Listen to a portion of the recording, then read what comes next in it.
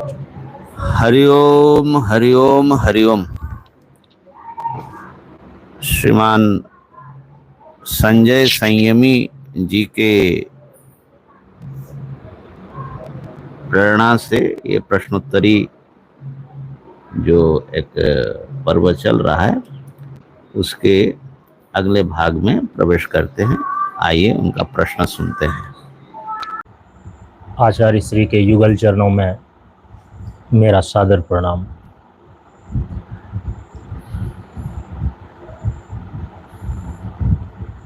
Light जला दे। महाराज श्री के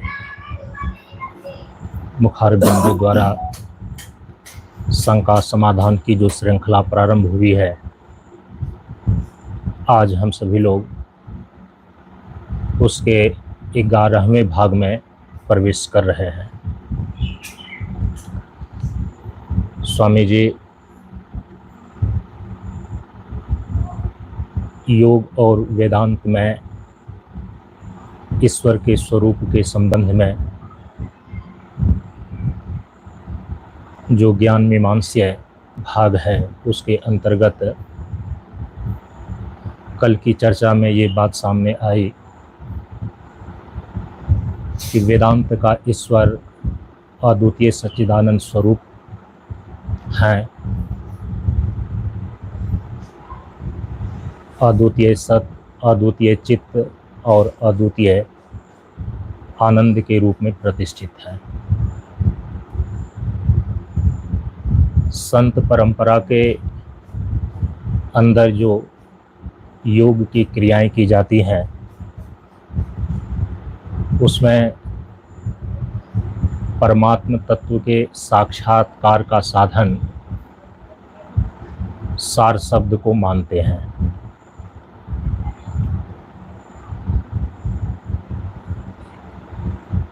कल की चर्चा में जो एक बात छूट गई थी, हालांकि अलग से वो बात हमें बताई गई, चूँकि स्वामी जी ये बातें सोशल मीडिया के माध्यम से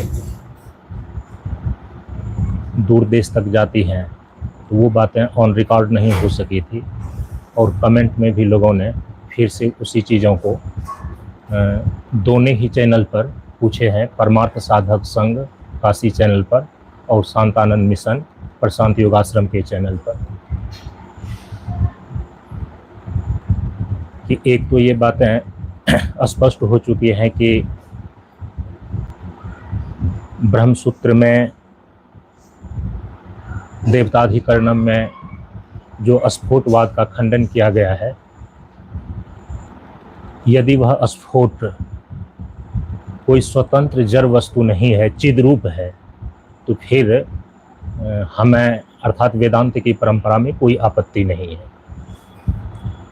लेकिन यदि स्फोट नामक वस्तु स्वतंत्र है और यदि वह जड़ रूप है, तब जो है वहाँ पर शब्द का स्वरूप यदि चैतन्य रूप ना होकर तो उससे कोई भिन्न रूप है, तो फिर वहाँ पर आपत्ति है। तो कल जिन महापुरुषों की मैंने थोड़ी चर्चा की कि संत मत परंपरा के 20वीं सदी के महान आचार्य पूज्यपाद महर्षि में ही परमहंस जी महाराज, जिन्होंने अपने साहित्य में स्पष्ट रूप से यह स्वीकार किया कि वेद और उपनिषद में जो ज्ञान की बातें अति प्राचीन काल से चलती चली आ रही है और योग की क्रियाएं भी, उनको प्रमाण के रूप में स्वीकार करते हैं और उन्होंने परमात्मा से साक्षात्कार का साधन सार शब्द को ही माना है। तो उनकी सारी बातों में जहाँ तक मुझे जानकारी है उसमें 3 चीज़ें, कि एक तो वे स्पष्ट रूप से लिखते हैं कि जड़ का संग छोड़कर चेतन आत्मा जिसको पहचाने उसको ईश्वर दर्शन बोलते हैं। जीव का शुद्ध स्वरूप और परमात्मा का शुद्ध स्वरूप, फिर इन दोनों युगल स्वरूपों की एकता का ज्ञान, परमात्मा का अपरोक्ष ज्ञान का साधन सार शब्द को ही मानते हैं। और जो परमात्मा सच्चिदानंद स्वरूप है, अद्वितीय सच्चित आनंद स्वरूप के रूप में उपनिषदों में प्रतिपादित है। एक तो इस स्तुति के अंदर स्पष्ट रूप से वे कहते हैं कि सत असत हूँ के पार में, सच्चिदानंद हूँ के पार में। और अपनी पदावली में भजन के अंदर वे लिखते हैं कि सुन्न धसीय श्रुति शब्द समयते हो, पहुंची मिलिए जैते सत्य। सुन्न धसीय श्रुति शब्द समयते हो, क्या मतलब हुआ? उसका अर्थ उन्होंने ये लिया है कि बिंदु ध्यान के द्वारा जब सूक्ष्मता आ जाती है, अंतर्मुखता आ जाती है, तो उसके द्वारा अंतर्नाद की पकड़ होती है। तो जो सार शब्द है, जब वह शब्द पकड़ में आ जाता है तो वही जो सत्य स्वरूप परमात्मा है उनसे मिला देते हैं। तो यहाँ सत्य पहुंची मिलिए जेते सत्य, तो लक्ष्य के रूप में सत्य को बताए हैं। सत्य परमात्मा को अंतिम सत्य जो कह लें, लेकिन सिद्धांत में लिख रहे हैं इस स्तुति के अंदर कि सत असत हूँ के पार में, सच्चिदानंद हूँ के पार में।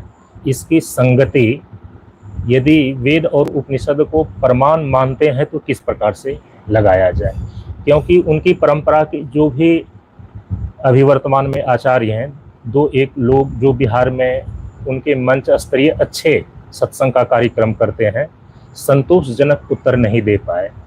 उनके उत्तर के द्वारा ये स्पष्ट हो जाता है कि वो परमात्मा को चेतन स्वरूप मानते ही नहीं। मानते ही नहीं। अच्छा। जबकि हमें, चूँकि मेरा जो जन्म स्थान गांव रहा, वहीं पर महर्षि में ही परमहंस जी महाराज ने बहुत दिनों तक साधना करी 1913 ईस्वी में। तो वहाँ पर पूरा का पूरा उनको माहौल है। जैसा कि मैंने कल बतलाया कि मेरे माता पिता भी उन्हीं से दीक्षित थे, तो सम्मान की बुद्धि है और उनके साहित्य का कुछ न कुछ जानकारी तो है ही। उनके महर्षि में ही परमहंस जी महाराज के मूल रचनाओं को पढ़ने से हमको ऐसा नहीं लगता है कि वो परमात्मा को चेतन रहित मानते हैं। कोई न कोई अन्य अलग दृष्टि रही होगी कि एक तो कहते हैं कि पहुंची मिलिए जैते सत्य, वो सत्य परमात्मा मिल जाते हैं। दूसरी तरफ कह रहे हैं कि सत असत हूँ के पार में, सच्चिदानंद हूँ के पार में। तो कल जो बातें थोड़ी सी इशारा के रूप में संतोषजनक उत्तर हमें तो ऑफलाइन बतलाई गई थी, यदि उनको ऑनलाइन भी बता दिया जाए तो। हरिओम हरिओम हरिओम। तो चूंकि हम उनके साहित्य से जो आप बोल रहे हैं उतना ही हमको परिचय है ना, परंतु शब्दावली से जो हमारे अध्यात्म की परंपरा है उससे विरुद्ध बात हमको नहीं लग रही है ना। अब जैसे सत और असत दोनों के परे हैं, ये तो भगवत गीता में भी है। अनादिमत परं ब्रह्म न सत तत् न सदुच्यते न असदुच्यते। माने सत भी नहीं, असत भी नहीं। लेकिन भगवान तो ये भी कहे कि मैं सत हूँ, मैं सत भी हूँ, असत भी हूँ, सदसत भी हूँ और उससे परे भी हूँ। तो उसका माने ज्यादा रहस्य की कोई बात नहीं है।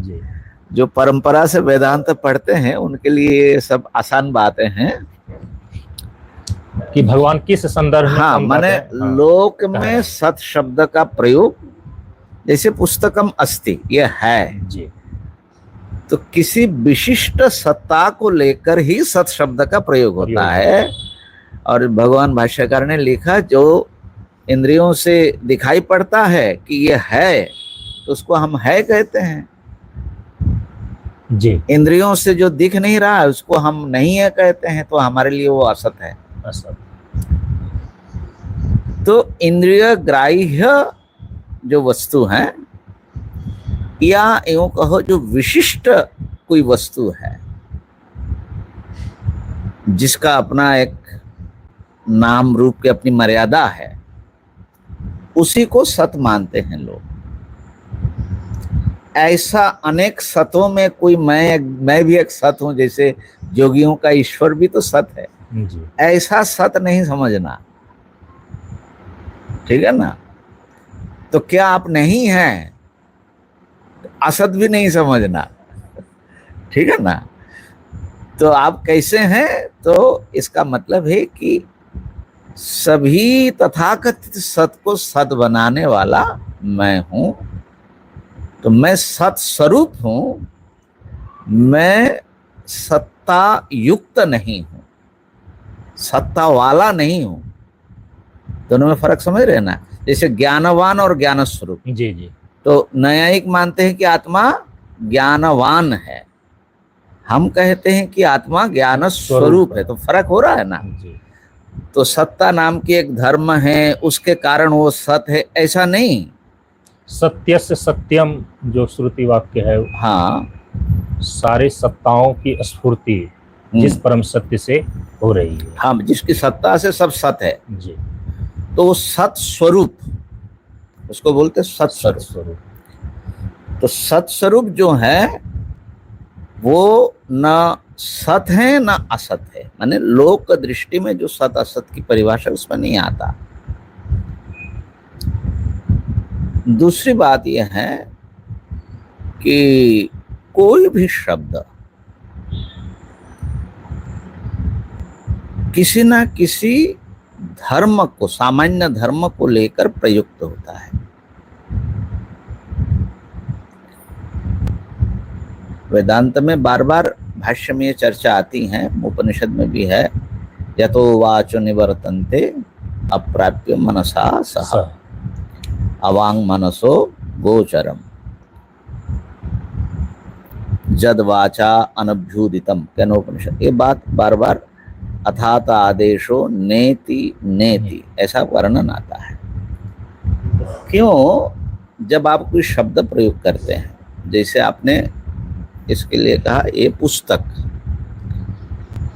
तो पुस्तक कहने से ही इसको आपने एक क्लास में डाल दिया, पुस्तक श्रेणी में, ठीक है ना। जी, तो जब आप वर्णन करते कि मैंने स्वामी जी के पास एक पुस्तक देखा, तो लोग क्या समझेंगे? पुस्तकत्व श्रेणी में डाल करके कोई एक विशिष्ट पुस्तक। तो पुस्तकत्व जो इसकी जाति है, यानी धर्म विशेष है, जी, जो दूसरों से अलग करता हो। धर्म का काम ही है किसी दूसरों से अलग करना, उसको विशेष बोलते हैं, विशेषता।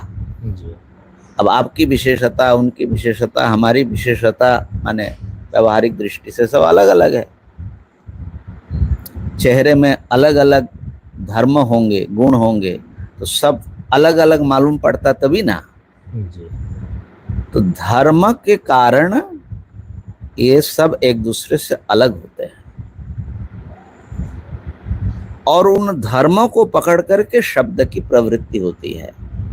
धर्म में जाति आती है, श्रेणी जो बताया, गुण होते हैं, लाल पीला या चौकर या गोल, है ना, गुण। क्रिया होती है, संबंध होता है कि मेरी पुस्तक है आपकी नहीं है। इस प्रकार से ये कुछ धर्म हैं जिनको लेकर के ही शब्द की प्रवृत्ति होती है। तो शब्द किसी निर्विशेष निर्धर्मक पदार्थ को सीधे कह नहीं सकता, और ब्रह्म ऐसा वस्तु है जिसको किसी से भी आप अलग नहीं कर सकते। वो अगर किसी से अलग हो जाएगा तो समाप्त हो जाएगा। सती ले लो, सब वस्तु सत मालूम पड़ता है ना, जी तो सत्ता को तो किसी से आप अलग कर नहीं सकते। तो निर्विशेष को कहने के लिए शब्दों का निषेध ही बसता है। सबका निषेध करके नेति नेति करके ये नहीं जो भी आप मन से या वाणी से पकड़ सकते हो, ये नहीं करते करते फिर बुद्धि छलांग लगाती है जो इन सब से परे है। तो इसीलिए अर्थात शब्द के वाच्यार्थ के द्वारा उसको पकड़ में नहीं आ सकता। ब्रह्म शब्द भी ब्रह्म को नहीं कह सकता है, वो भी कुछ गुणों को डाल करके जगत कारणता आदि आदि या बड़ा है छोटा नहीं है ऐसा करके उसको समझाने की कोशिश करता है। इसीलिए हमारी परंपरा में वो शब्द से लक्षित माना गया। ठीक है, जो निर्विशेष निर्धर्मक वस्तु है, वस्तु ब्रह्म जिसे ब्रह्म शब्द से लक्षित किया जाता है, वो जो है वो शब्द से वाच्य नहीं है। तो इसीलिए सच्चिद आनंद भी कह लो तो लोक में प्रसिद्ध जो सच्चित आनंद है वैसा नहीं है। वो लोक में तो विषय आनंद ही आनंद मालूम पड़ता है जी। लोक में आनंद तो किसी का धर्म मालूम पड़ता है। तो इसीलिए ये सब शब्दों के द्वारा उसको लक्षित किया जाता है जो शब्दातीत है। तो मेरे ख्याल से इस दृष्टि से देखा जाए तो इसमें कोई विरोधाभासी बात नहीं है। सच्चिदानंदों के पार में ठीक है, जो निर्विशेष निर्गुण ब्रह्म हाँ, चूंकि शब्द की साक्षात प्रवृत्ति उसमें नहीं होती है तो इस प्रकार से भी कहा जा सकता है जी। इसी प्रकार ओंकार से भी वो लक्षित ही होता है जी। ओम भी सीधे नहीं कह सकते, लक्षणा से ही होती है। महाराज जी, मैं स्वामी श्री अखंडानंद जी महाराज के द्वारा जो ब्रह्मसूत्र पर प्रवचन दिया गया है वो तो पुस्तक रूप में भी है और ऑडियो के रूप में भी उपलब्ध है। तो मैं उनको पढ़ रहा था तो उन्होंने वहाँ पर बतलाया है ब्रह्म निर्गुण निर्विशेष ब्रह्म के विषय में कि जो सत्य चित्त आनंद स्वरूप उनको कहा गया है, अद्वितीय सच्चिदानंद स्वरूप तत्व के रूप में। तो उन्होंने भी वहाँ पर ये बातें बताई है कि ब्रह्म के ये जो स्वरूप लक्षण है सत्य चित्त आनंद, अद्वितीय सत्य, अद्वितीय चित्त और अद्वितीय आनंद, तो असत्य का व्यावर्तन करने के लिए केवल सत्य शब्द का प्रयोग किया गया, अचित्त का व्यावर्तन करने के लिए चित्त शब्द का प्रयोग किया गया है और दुख का व्यावर्तन करने के लिए आनंद शब्द का प्रयोग किया गया। ऐसे किसी भी शब्द के द्वारा उनको साक्षात नहीं कहा जा सकता है। लेकिन मुझे स्मरण में आ रहा है कि आज से करीब करीब 5-7 साल पहले ब्रह्मसूत्र पर ही जब चर्चा पूरी पीठ के वर्तमान शंकराचार्य पूज्यपाद महाराज श्री के द्वारा इसी विषय में जब चर्चा हो रही थी तो मैंने श्रवण किया कि कई बार उन्होंने कहा कि इस प्रकार से भूल नहीं करनी चाहिए कि सत्यचित आनंद जो है ये ब्रह्म का विशेषण है। विशेषण केवल व्यावर्तक होता है तो उनके स्वरूप लक्षण वे नहीं बनते। सत्यचित आनंद जो स्वरूप लक्षण ब्रह्म के हैं यह केवल असत अचित और दुख का व्यावर्तक ही नहीं है, उनको उनके स्वरूप को भी बतलाने वाले ये।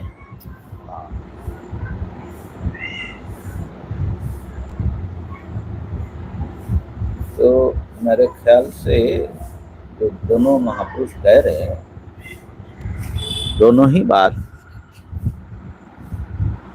शास्त्रीय है और उसमें कोई विरोध नहीं है जी। एक तो सत असत की व्यावृत्ति करता है, चित्त जड़ की व्यावृत्ति करता है, आनंद दुख का व्यावर्तन करता है।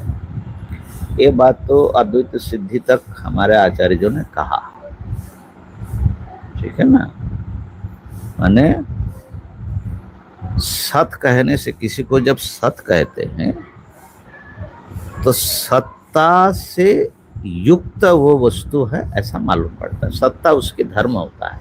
सत का धर्म है सत्ता, जिसमें सत्ता है वो सत है, ठीक है ना। तो पहले तो सत शब्द सत्तावान ऐसा अर्थ प्रतीत कराएगा, फिर सत्तावान अगर होगी तो सत्ता और सत्तावान में भेद आएगा, द्वैत आ जाएगा।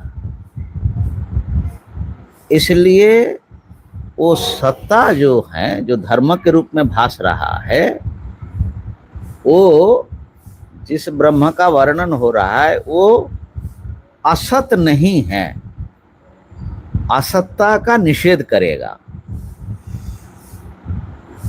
समझ रहे। जैसे कि बौद्धों ने सर्वार्थ अभावात्मक, हाँ, मान शून्यात्मक माना है तो शून्यात्मक नहीं है, ठीक है ना। तो वो निषेध करके वो असत्ता को भी हटाएगा और स्वयं को भी हटा देगा। इसको बोलते उपलक्षण।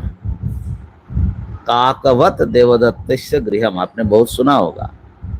देवदत्त का घर कौन है इस गांव में, किसी ने पूछा तो किसी ने दिखाया कि वो जो कौवा है ना बैठा है वही घर है। तो ये जो काक हैं, अगर जब तक वो पहुंचे कौवा उड़ जाए तो क्या वो देवदत्त का घर नहीं पहचानेगा? पहचानने में दिक्कत होगी, लेकिन देवदत्त का घर तो रहेगा। माने वो भी पहचान लेगा कि उसने देख लिया कि ये घर है। तो काक जो है उसके स्वरूप के अंतर्गत नहीं आता, ठीक है ना। तटस्थ लक्षण के, तटस्थ लक्षण में इस प्रकार से होता है। और स्वरूप लक्षण में क्या होता है,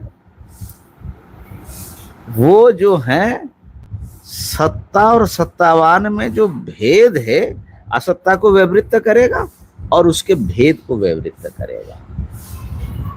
माने अभेद में भेद का उपचार किया जाता है। राहु शिर जैसे बोलते हैं, राहु का मस्तक। तो आनंदो विषयानुभवो नित्यत्वम चेति संति धर्मा अपृथक्त्वेपि पृथक इव अवभासन्ते। ये पंचपादी का माने पद्मपादाचार्य जी का जो ब्रह्मसूत्र भाष्य पर टीका है उसमें है कि ब्रह्म में भी कुछ धर्म है, लेकिन वो धर्म असल में कैसा है, अपृथक्त्वेपि, वो स्वरूप होते हुए भी पृथक धर्म जैसा उसका अवभास होता है। तो कहने का अर्थ ये है कि केवल व्यावृत्ति अर्थ नहीं है, व्यावृत्ति करके उसके स्वरूप को लक्षित करना भी उसका काम है। तो इसीलिए दोनों आचार्य में कोई विरोध हमको नहीं दिख रहा है, समझ रहे ना। जैसे अद्वैत शब्द है, अद्वैत शब्द का सुनने से पहले सीधा अर्थ होता है न द्वैतम अद्वैतम, द्वैत का न होना। लिविंग वननेस में आज मैं सुन, अच्छा सुना, वो हाँ उसमें वही बात आई। तो द्वैता भाव ये बौद्धों के लिए अनुकूल है, द्वैत न रहना यही परमार्थ है। लेकिन अपने यहाँ तो ऐसा अर्थ नहीं लेते उसको। परंपरा में जहां द्वैत नहीं है, जिसमें द्वैत दिख रहा है, वहीं पर उसका न होना। तो द्वैतम न विद्यते यत्र, जिस अधिष्ठान, माने आपने सर्प देखा कि यह सांप है, तो सांप नहीं है इतना मात्र जब बाद सच्चा ज्ञान होता है तब आप ये नहीं कहते कि सांप नहीं है, आप कहते यह सांप नहीं है। माने इस वस्तु जो सर्प का आश्रय या सर्प रूप में प्रतीत हो रहा था, वो सर्प नहीं है, वो नहीं है सर्प, वो है, वो तो है, लेकिन वो क्या है, वो रस्सी है, रस्सी है। ऐसा। तो ये तो मेरे ख्याल से शब्दों की अपनी जो मर्यादा है उसमें, तो शब्द अपनी मर्यादा में रह करके शब्दातीत को समझाना है, जो शब्द से परिभाषित नहीं हो सकती है, तो उसको इसी ढंग से परंपरा में काम लिया गया है। जी स्वामी जी, ये चर्चा तो अब केवल 2 दिन ही चलनी है। हाँ जी। और योग और वेदांत में जो ज्ञान मीमांसा है उसको लेकर के बातें भी पूरी करनी है जी। तो ज्ञान मीमांसीय भाग में ज्ञान तत्व को लेकर के यहाँ पर जिज्ञासा ये हो रही है कि योग और वेदांत में, तो पहले तो वेदांत में देखते हैं कि ज्ञान की सप्त भूमिका बतलाई गई है। ज्ञान की 7 भूमियाँ होती हैं, शुभेच्छा से लेकर के। वेदांत में माने मुख्य परंपरा में तो है नहीं, प्रस्थानत्रय में कहीं नहीं आता है। अच्छा, योग वाशिष्ठ आदि में है। चलो ठीक है। हाँ जी। हाँ। और पिछले दिन भी मैंने चर्चा करी थी कि योग दर्शन पर गीता प्रेस से एक पुस्तक छपी है, पातंजल योग प्रदीप, योग सूत्रों पर ही टीका लिखे हैं स्वामी ओमानंद तीर्थ महाराज ने। तो उन्होंने वहाँ पर प्रज्ञा के भी 7 स्तर बतलाए हैं, जिसमें कि ऋतंभरा प्रज्ञा एक है। तो इधर वेदांत के जो ज्ञान की सप्त भूमि है और उधर जो 7 प्रकार की प्रज्ञा है, इस पर थोड़ा सा प्रकाश डाला गया। इस पर तो हमको अभी ध्यान नहीं, उन्होंने क्या लिखा है इसलिए वो तो सही बता नहीं सकते, परंतु पहली बात तो ये है कि जो सप्त भूमि बताते हैं वेदांत में, उसका मूल शायद योग वाशिष्ठ है जी। उसके बाद अन्य आचार्यों ने भी उसका उल्लेख किया है। तो उसमें शुभेच्छा, सुविचारणा और तनुमानसा, ये 3 साधन हैं जिसको श्रवण मनन निधिध्यासन कहा जाता है। और सत्वापत्ति से लेकर के ब्रह्म साक्षात्कार ज्ञान की भूमिका है, अपरोक्ष ज्ञान की। तो सत्वापत्ति में जिनको ब्रह्म साक्षात्कार हो चुका है, माने ब्रह्मविद, और असंशक्ति, पदार्थ भाविनी और तुर्यगा, वो जो हैं उसी ज्ञान के प्रभाव की स्थितियां हैं जो क्रमशः आती है। हल बोल सकते हैं क्या? बहुत लोग उसको ज्ञान की परिपक्वता की स्थिति मानते हैं।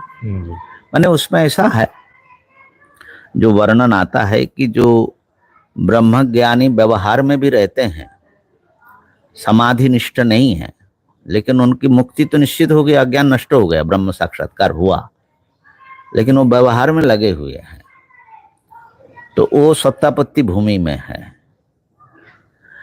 माने जगत भान सहित उसको ब्रह्म ज्ञान है।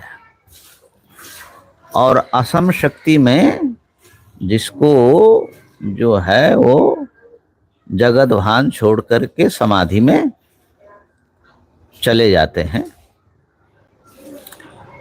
और समाधि में रहने के बाद फिर वापस आ जाते हैं।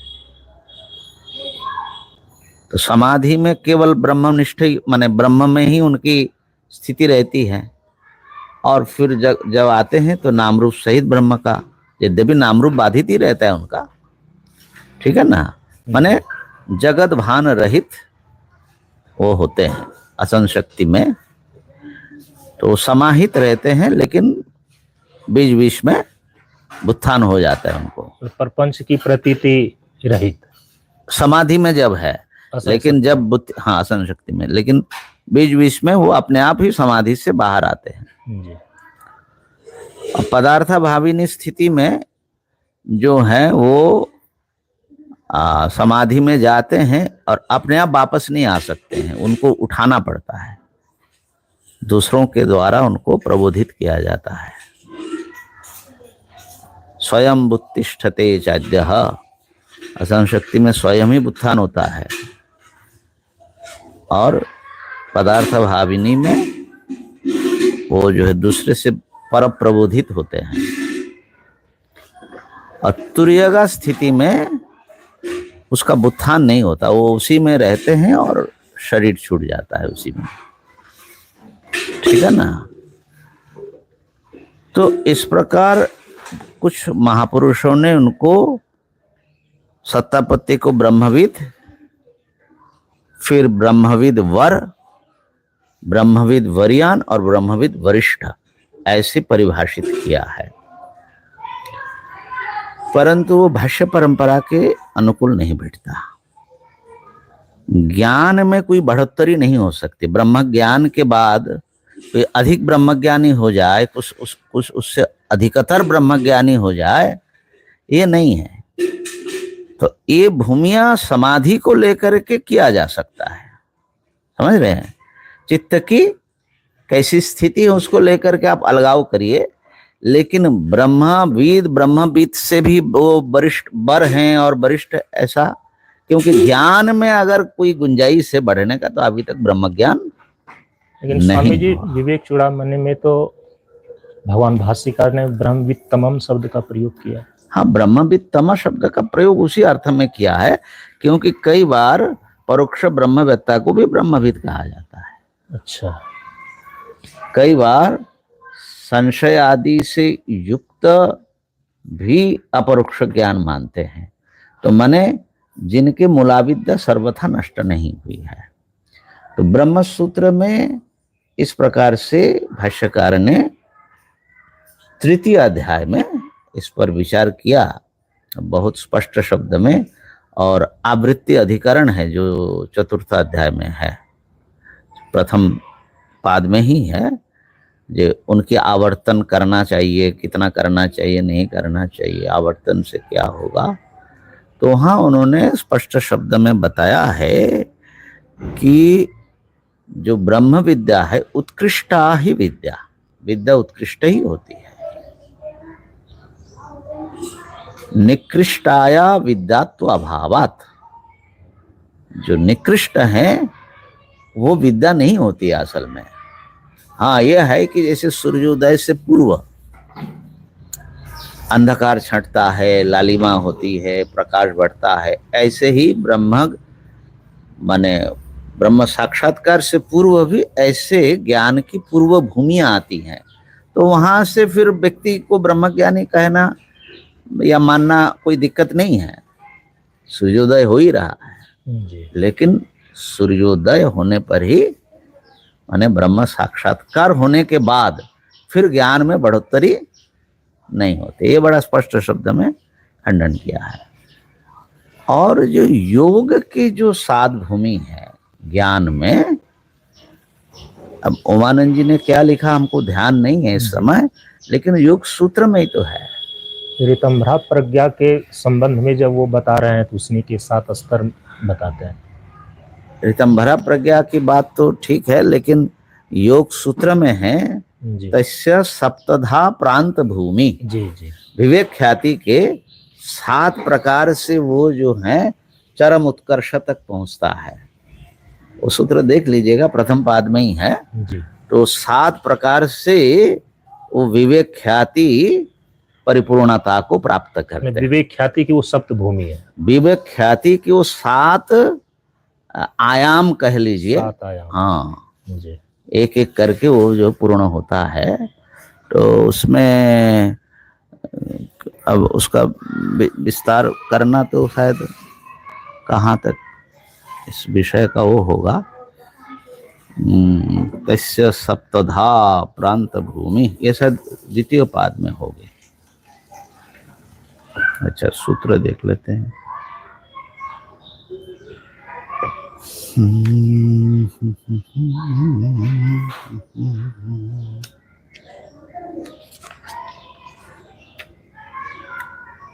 ये 27वां सूत्र है, द्वितीय पाद। हाँ, तो उसमें जो है व्यास भाष्य में बहुत सुंदर शब्दों में वर्णन आया है कि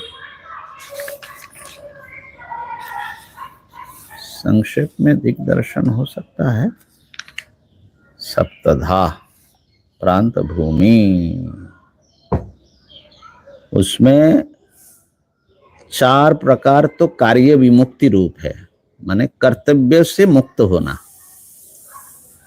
और 3 प्रकार जो है चित्त विमुक्ति है। जैसे कि ज्ञातम मया ज्ञेयम न किंचित ज्ञातव्यम अस्ति, मैंने जो जानना है जान लिया, अब और कोई जानने का बाकी बचा नहीं। ये एक ज्ञान की परिपूर्णता का कैसे माने वो उसके भीतर आता है, उतरता है। क्षीणा में क्लेशा न किंचित क्षतव्यम अस्ति, जितने क्लेश था अविद्या अस्मिता आदि सब जो है नष्ट हो गए हैं, अब हमको और कुछ करना बचा नहीं। जो करना था कर लिया, कर लिया, के लिए अब कुछ शेष नहीं है। जो जानना था जान लिया, उसमें और कुछ बाकी नहीं है। शेष नहीं रहा। और जो प्राप्तव्य था विवेक ख्याति, उसको हमने पा लिया है। अब कुछ पाना प्राप्तव्य, इसका ज्ञान। ये तो वेदांत की शब्दावली है। यहाँ तो विवेक ख्याति को लेकर के आ रहा है जी, है ना। और वहां पर उनको विवेक ख्याति प्राप्त करना है, वहां ब्रह्मात्म स्थिति को लेकर के। हाँ, वहाँ जो है परमात्मा के बोध। जी जी जी। और जो है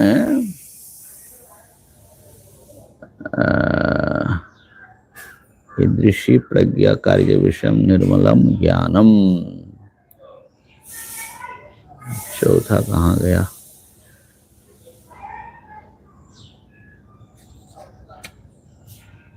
इसके अक्षर इतने छोटे हैं।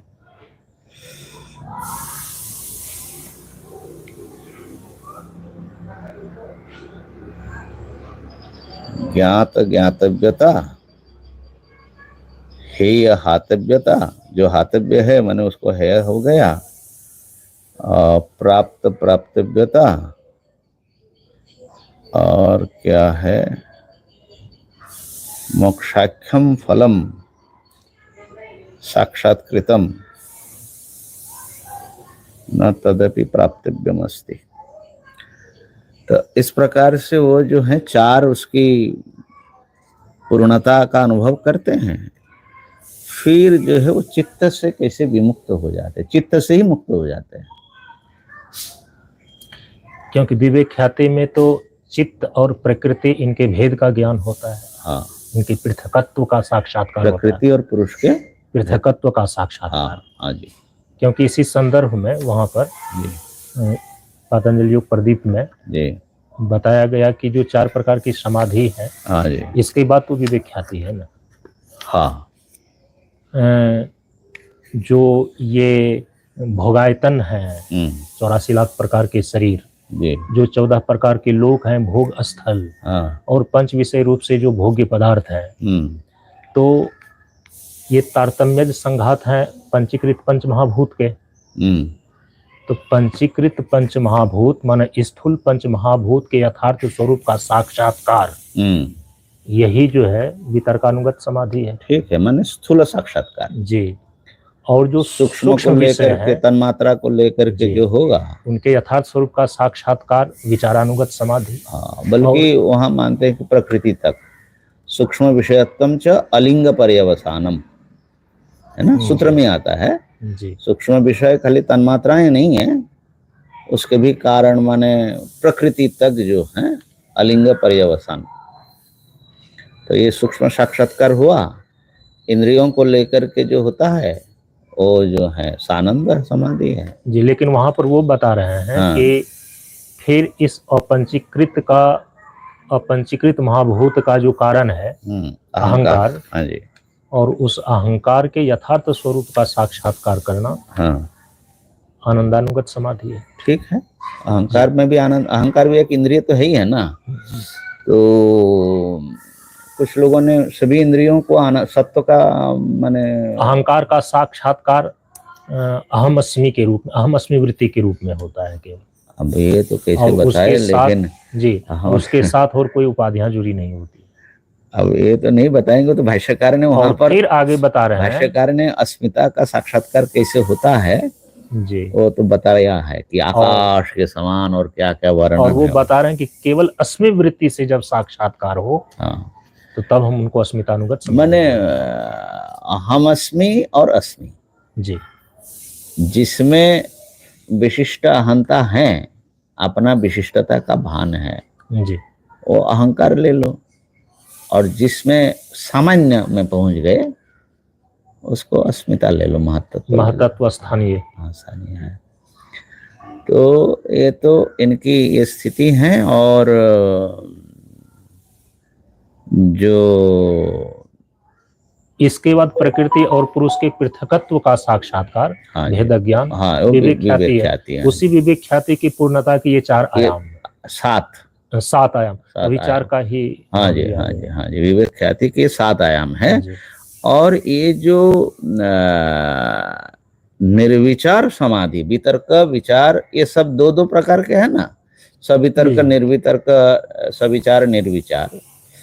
तो निर्विचार वैशारद्य अध्यात्म प्रसाद रितंभरा तत्र प्रज्ञा, ठीक है ना। तो ये संप्रज्ञात के समझ लीजिए कि चौथी जो भूमि है वहां से रितंभरा प्रज्ञा शुरू होती है। संप्रज्ञात समाधि, संप्रज्ञात में भीतर का आया 2, जी विचार भी 2 आया, 2 आया। ठीक है ना। तो विचार का जो दूसरा माने चौथी भूमि है ना संप्रज्ञात में, जी समझ रहे हैं। तो वहां से रितंभरा प्रज्ञा शुरू होती है। उससे पहले तक उस प्रज्ञा में सत्य के साथ कुछ कल्पना का मिश्रण होता है। रितंभरा प्रज्ञा एक पारिभाषिक शब्द योग में है। हाँ, इसका क्या अर्थ समझें? रितम माने सत्यमेव विभर्ति, जी, जिसमें केवल सत्य पदार्थ का ही ज्ञान होता है, जिसमें अपनी कल्पनाओं का और मिथ्या ज्ञान का कुछ भी उसमें समावेश न हो, मिश्रण न हो।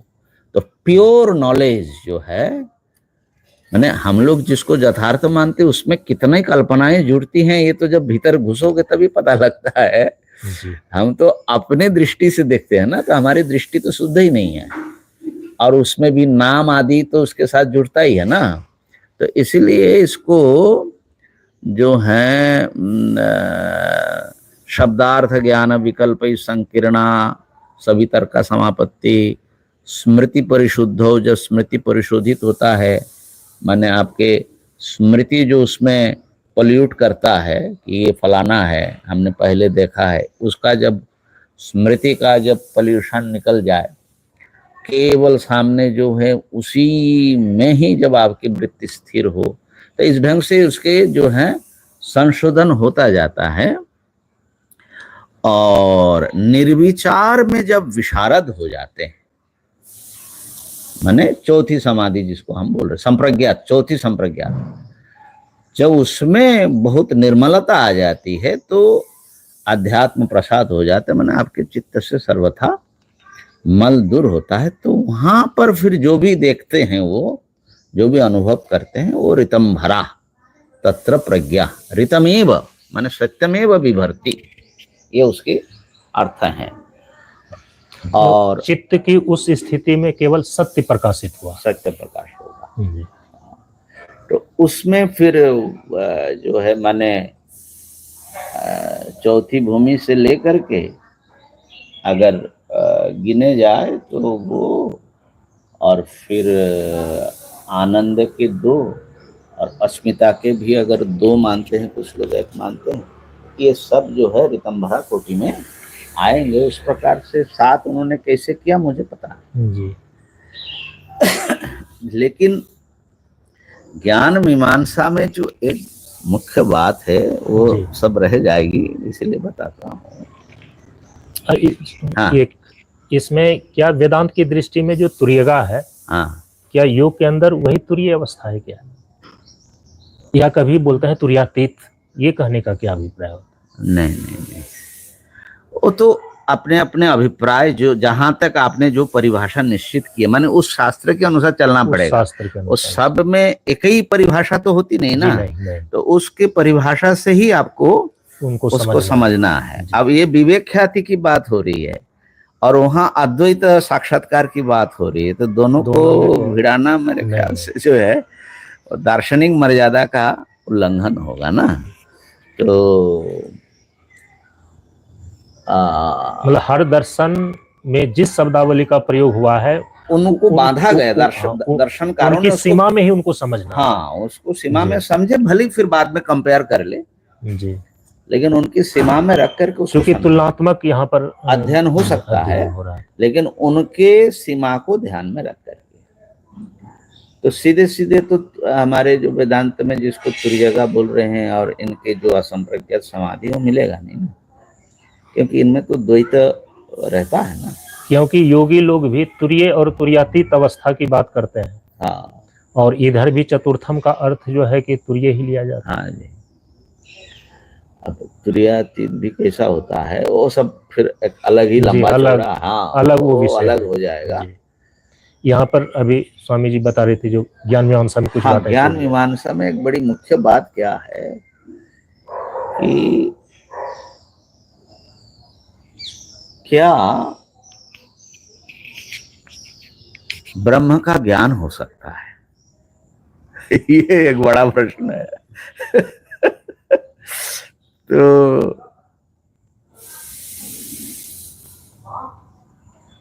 माने योग आदि में और अन्य दर्शनों में तो ज्ञान होने में, आत्मा का ज्ञान होने में या ब्रह्म का ज्ञान होने में कोई ब्रह्म सूत्र में तो अथा तो ब्रह्म जिज्ञासा से ज्ञान के लिए ही शुरू करते हैं, लेकिन फिर भी शंका क्यों आती है?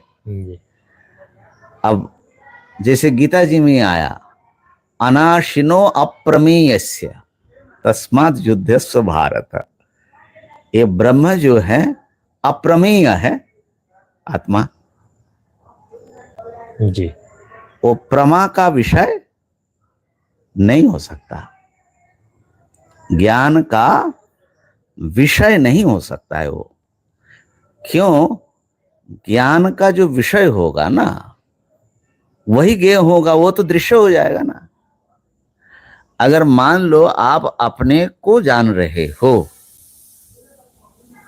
तो उस स्थिति में जानने वाला कौन होगा और जाना किसको जाएगा? इसको बोलते कर्तृकर्म विरोध। अर्थात ज्ञाता, मैं पुस्तक को देख रहा हूं जी, तो मैं देखने वाला हूं, ज्ञानवान हूं, ज्ञाता हूं, और ये मेरा ज्ञेय है। तो ज्ञेय हमेशा ज्ञाता से भिन्न होता है। तो क्या आप जब अपने को जानेंगे तो अपने को कैसे जानेंगे? एक हिस्सा जानने वाला होगा अपने में, और एक को जैसे मान लीजिए कि हम अपने शरीर को देख ही रहे हैं। अब शरीर को देख रहे हैं तो जिसको देख रहे हैं वो तो दृष्टा नहीं है असल में ना, वो तो दृश्य ही कोटि में है ना, दृष्टा तो इससे अलग ही होगा ना जी। तो अगर हम आत्मा आत्मा को देखती है, ऐसे स्वयं प्रकाश का अर्थ बहुत लोगों ने ये भी माना, खास करके बौद्ध परंपरा में जो ज्ञान को स्वयं प्रकाश माना है, माने स्वयं आत्मानम प्रकाशते, स्वयं ही अपने आप को विषय रूप में भी प्रकाशित करता है। तो क्या आपकी आत्मा ऐसा दो टुकड़ा होगा, एक जानने वाला हिस्सा, एक जाना जाने वाला? अगर दो टुकड़ा मान भी लो तो जो टुकड़ा ज्ञेय हिस्से में आएगा वो आत्मा नहीं है, वो ज्ञाता ही आत्मा बना रहेगा, तो वो तो फिर अज्ञेय ही रहेगा ना फिर। तो प्रश्न यही है, क्या ज्ञाता का ज्ञान हो सकता है? ये प्रमाण मीमांसा में मैं समझता हूं कि जो ज्ञान मीमांसा आती है वहां शायद ये प्रश्न वेदांतियों ने जिस ढंग से इस पर विचार किया है वो कहीं और नहीं है, कहीं और शायद नहीं है, क्योंकि हमने थोड़ा बहुत जो देखा है उसमें ये बिंदु जो है आती नहीं है, समझ रहे ना।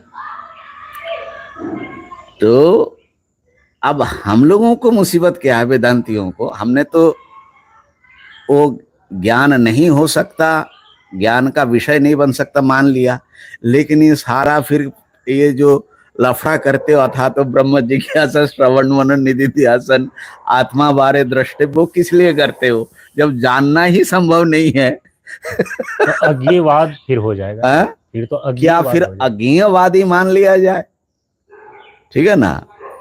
अब देखिए केनोपनिषद में भी ये बात आई है, अन्य देव तद विदिताद अथ अविदिताद थी। अब ये झंझट यहां कर रहे हैं कि जो कुछ जाना गया है या जाना जाता है उससे वो भिन्न है आत्मा। तो क्या जो नहीं जाना गया वो है आत्मा? बोले नहीं, अविदित से भी वो अन्य है। इस विषय में पुरी के महाराज श्री एक शब्द का प्रयोग करते थे कि जो ब्रह्म है या जो आत्मा है वो अनुभाव्य नहीं है, वो अनुभव स्वरूप है। हाँ जी, हाँ, तो अनुभव स्वरूप तो हैं, अनुभव स्वरूप हैं, लेकिन उसका फिर ज्ञान कैसा? जब अनुभव स्वरूप ही है फिर उनकी अनुभूति कैसे? तो फिर उनका अनुभव करने के लिए जो ये सारे जो क्या करना चाहते हो फिर? तो इस विषय पर माने पंचदशी में भी और भाष्य में भी, गीता भाष्य में, गीता भाष्यकार जहां पर ना निष्ठा ज्ञानस्य जा परा 18वें अध्याय में कि मैं संक्षेप में ज्ञान की परानिष्ठा का वर्णन करता हूँ, वहां पर बहुत सुंदर विचार किया है, बड़ा सूक्ष्म विचार किया है। तो वहां पर यह कहा कि आत्मा नित्य ही वो अनुभव रूप होने से नित्य अनुभव स्वरूप है, नित्य उपलब्धि स्वरूप है। आत्मा अज्ञात सर्वथा, जैसे विषय अज्ञात होता है ऐसा आत्मा अज्ञात नहीं होता है, और जैसे विषय का ज्ञान होता है ऐसा आत्मा का ज्ञान भी नहीं होता है। तो यद्यपि आत्मा माने इसका मतलब है आत्मा अज्ञेय भी नहीं है और विज्ञेय भी नहीं है है ना। वो केनोपनिषद में आया कि गुरुजी पूछते हैं कि तुमने जानते हो, तुम जाने हो मैंने जो समझाया। जैसे कि माया के विषय में कहा गया कि वो सत भी नहीं है और असत भी नहीं है, सत असत से विलक्षण निर्वचनीय माया है। हाँ, उसी प्रकार से आत्मा और ब्रह्म के विषय में अब कहा जा रहा है। हाँ, वे अज्ञेय भी नहीं है और हाँ, विज्ञेय भी नहीं। हाँ, लेकिन माया वाली बात तो अलग है। माया तो ज्ञेय कोटि में आ जाएगा ना, भले ही माने सत असत न हो, माने रज्जु सर्प जैसा निर्वचनीय वस्तु भी तो दृश्य कोटि में है। लेकिन यहाँ जो है मेरे ही ज्ञान का विषय भी नहीं है और मैं जानता नहीं हूं ऐसा भी नहीं है। अब ये तो बड़ी भयंकर विरोधाभासी बात है ना। तो इसी बात को जो है कोई वृत्ति व्याप्ति और फल व्याप्ति, ये शब्द सब सुने होंगे। जी जी। तो इन सब चीजों के द्वारा उसका माने मुख्य बात जो भाष्यकार ने बताया और जो निर्णय दिया, यद्यपि आत्मा स्वप्रकाश है और उसका जो है कोई नवीन ज्ञान आवश्यक नहीं है, न ही ज्ञान के द्वारा वो प्रकाशित होता है। जो वस्तु ज्ञान स्वरूप है, हाँ, वहां पर वृत्ति व्याप्ति तो होती है। हाँ, फल व्याप्ति मतलब इतना ही है कि उसके विषय में जो भ्रांतियां है, आत्म विषयक जो भ्रांतियां हैं, मैं हूं इसमें तो किसी को कोई संदेह नहीं है, वो सब प्रकाश है जी। अपना अस्तित्व आप कैसे जानते हो, ठीक है ना, इस पर कल चर्चा करेंगे, आज थोड़ा मुझे निकलना भी है। तो अपने को आप कैसे आप हैं ये तो सबको पता है, कौन सी इंद्रिय से जान रहे हो, कैसे जान रहे हो। तो ये जो है इसलिए वो नित्य ज्ञात हैं, कैसे ज्ञात है वो एक अलग बात है, लेकिन ज्ञान के द्वारा विषय बनाकर किसी काल विशेष में ज्ञात नहीं हो रहा है। मैं हूँ, हाँ, इस चीज का कभी अभाव नहीं हो रहा है, इस ज्ञान का कभी अभाव नहीं है, लेकिन मैं क्या हूँ उसमें फिर भी संदेह है।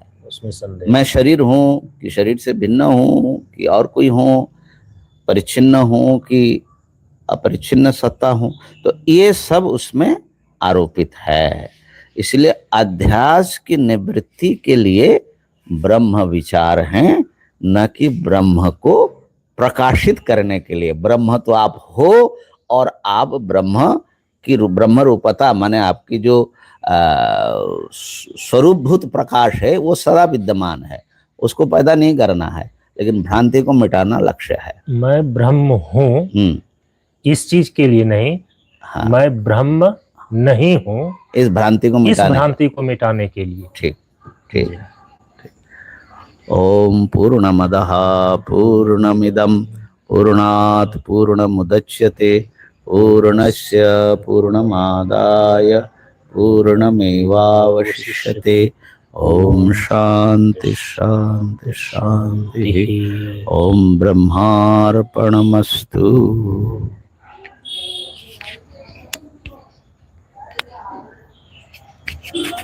हरि ओम हरि ओम हरि ओम।